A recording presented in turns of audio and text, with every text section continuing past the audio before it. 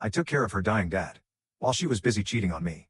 I 31M spent the last year of my life doing something I never expected, taking care of my girlfriend's dying father. He had late-stage cancer, no insurance, and no one else in the family who could take on the day-to-day tasks.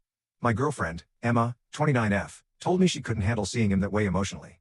I respected that. Everyone copes differently. So I stepped in. For months, I woke up early, drove 90 minutes to her father's house, cleaned, cooked, handled medications, changed dressings, and drove him to appointments. I coordinated hospice care. I bathed him when he was too weak to stand. I held him when he cried. I listened to stories about Emma as a kid, stories she said she was too busy to hear. I was exhausted, but I did it because I loved her and I believed family mattered. Meanwhile, Emma worked from home. Or so I thought.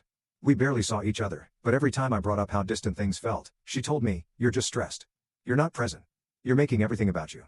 I actually apologized, like an idiot, for not giving her enough attention while I was caring for her dying parent.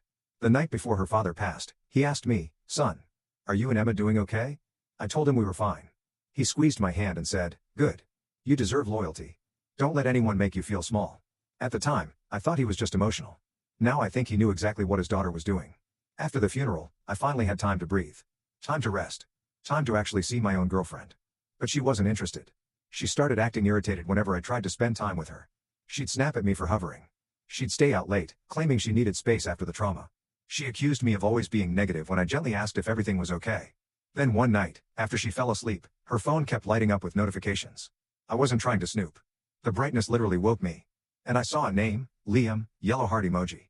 A name I didn't recognize. Message after message. "I miss you." He doesn't suspect anything.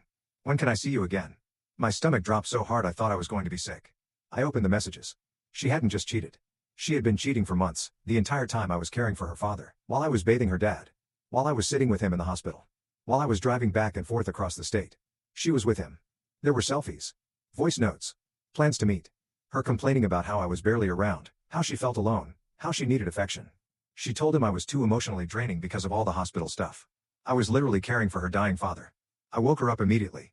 She tried to pull the blanket over her head and said, "Can we do this tomorrow? I'm tired." I told her I saw the messages. She sat up instantly and went straight into defense mode. No remorse. No apology.